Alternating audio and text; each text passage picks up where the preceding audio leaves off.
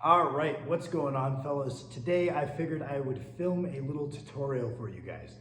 Lots of people have been asking that I go use my nice home gym that I have for something other than training and put together some tutorials of just the way that I like to teach things or the way that I like to do things. And today I figured I would show you guys one of my favorite tricep exercises. But first, we're gonna go through kind of a little context that I feel might help us understand the role of triceps maybe within our training. When I was first getting into training, the old school guys around the gym with the big raw benches, as well as a lot of what I was reading online, was informing me that if you want a big bench, you gotta crush your triceps. Tons of different exercises all the time. Anytime you bench press, crush your triceps afterward. And a lot of this advice was a remnant from when the majority of powerlifting was done equipped. When I was first getting into the sport, there was lots of knowledge that was coming from the equipped side and being directly extrapolated to raw lifting. The most egregious and kind of famous of those was back in the day, people believing that training your quads wasn't a good use of time, that you just needed to crush your hamstrings to become a great squatter, which may be the case for equipped squatting, but it is very much not the case for raw squatting, as the majority of the best raw squatters in the world have very, very strong quadriceps. If I were to pick a single muscle, obviously it's a multi-joint, multifactorial lift, but if I were to pick one muscle I would deem the most important, I would probably go ahead and pick the quadriceps for a raw squat. So on some level, a lot of what I was reading online was biased, right? Because when we're lifting equipped and we have a bench shirt, as we come down, that bench shirt acts basically as artificially stronger pecs, assisting us more and more the lower we get in the lift. So it makes sense to dedicate more of our training economy to where we're not getting the assistance, which is extending the elbow joint. Our chest basically has this ultra strong layer on top of it that is going to be more than strong enough so we can spend almost all of our time hammering our triceps.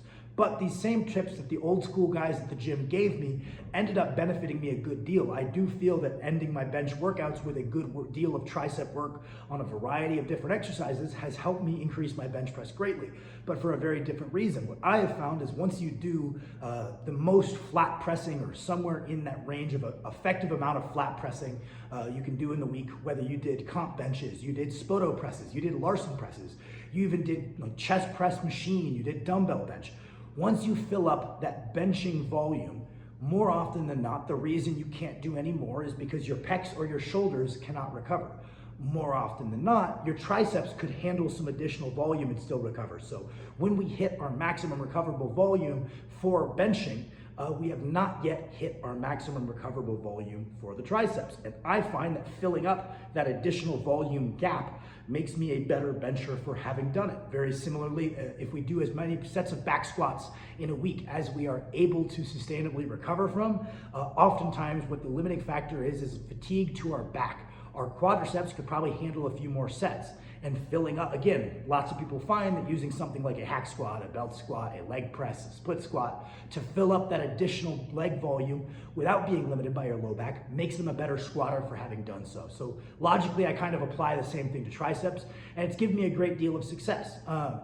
I've talked in the past about how I've used a good deal of variety in my tricep exercises as long as I'm progressing my rep maxes within those volume, more hypertrophy-oriented rep ranges. I would go anywhere from 6 all the way out to 30 depending on the exercise, right? Because even in those higher rep ranges, if we're working really hard, we know that metabolite buildup, that burn in our muscle, the buildup of metabolites in our muscle is an independent driver of hypertrophy. So just getting a sick pump does drive some level of hypertrophy, in addition to the hypertrophy that we know comes from handling significant amounts of mechanical tension, putting micro trauma to the muscle, it healing, yada, yada, yada. Both of these are seemingly independent drivers of hypertrophy, and we want to take advantage of both because big old triceps usually makes for a big old bench presser.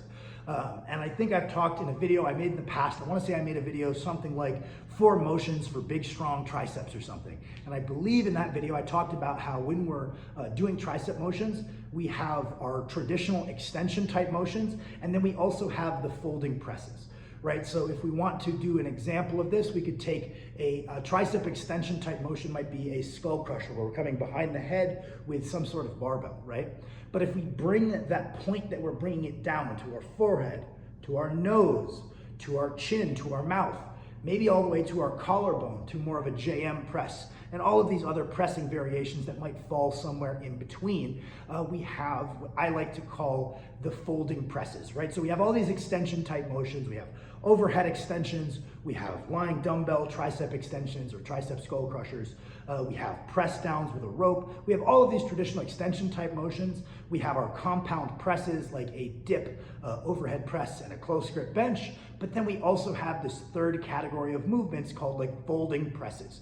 I think that the most well-known one would probably be a JM press, which is a hybrid between a skull crusher and a close grip bench. And I find that to be a very effective tricep exercise from both a strength and a hypertrophy perspective, which brings me to one of my personal favorite exercises. Max and I have been jokingly calling this the sheather press, just because I don't really know any other name that refers to this motion in particular. But when we line up to do a straight bar tricep press down, we have a couple of ways that we could go about doing this, right? We could do it in the fashion of an extension, right? In this really like elbows tucked, we go like this, right? A pretty traditional tricep extension type motion, just being performed on a straight bar. You have the bastardized press down that lots of people will do to chase maximum load on the bar, where we're gonna like stack up and really get our chest into it. The motion that I like to do is almost like a downward JM press. Bill Kazmaier said if there's one exercise that he really felt was one of the staples for building up his triceps, he found that decline, basically JM presses on an easy bar, were one of the most potent tools he had in building his triceps. I don't have a decline bench, I don't have an easy bar, and in my efforts to kind of replicate this general downward folding press pattern, this is the motion I came to. I take a relatively close grip on this, I choke up, and I rotate my hands inward a little bit, almost like a bulldog grip, and it's sitting very low in my palm. So that way, when I go to extend, rather than being high in my palm and extending it, it's sitting low in my palm, and it's more of a folding press. And what I think about is I think about driving my elbows back and out, and I keep the weight relatively in close to me at the top. I think if you do this correctly, you're going to find that while there is some engagement of your pecs and shoulders potentially, I think if you load into your triceps and you keep your positioning good, you will find that the limiting factor is most definitely your triceps, which is the main criteria we need to hit, right? If we get a motion that has a good range of motion against a good amount of resistance, and we have the limiting factor be the muscle we're trying to target, then it is a good exercise. Perfect example of this would be a dip might not be an optimal or it might not be an optimal tricep exercise for you if you find that your pecs are failing first. Did it work your triceps? Yes, but because your triceps are not the determining factor of when failure happens, it might not slot in as the best possible hypertrophy exercise for your triceps. So I'll show you guys a quick set. You've seen it in my videos. There's usually a bit more breakdown than I would like to see in my own sets because I've been beating the books on these for a while, kind of fighting that battle of trying to maintain rep quality while also seeing overload, sometimes dialing back to clean it up, sometimes pushing hard to touch some new weights, just kind of the game that everybody plays in the pursuit of progressive overload with time. So I like to stack it nice and low in my palm. I like to push the elbows out and back, keep it nice and close, and then kind of press it out in front of me just like this. And I find personally that because this is a press and because it's on a straight bar, I can feel the effects of this motion a little bit more directly within my bench press when I go to lock out and I'm like, oh, this is that same, when I get into my arch, I'm driving up on my traps and I go to lock out and I'm like, oh, this is that same downward pressing motion that I have run up a ton of volume with. This is certainly not the only tricep exercise I will use. I'll rotate through them when I feel that the stimulus has gotten a little bit stale, but always chasing some progressive overload on a variety of tricep exercises to finish my bench has been something that has been very, very helpful to me.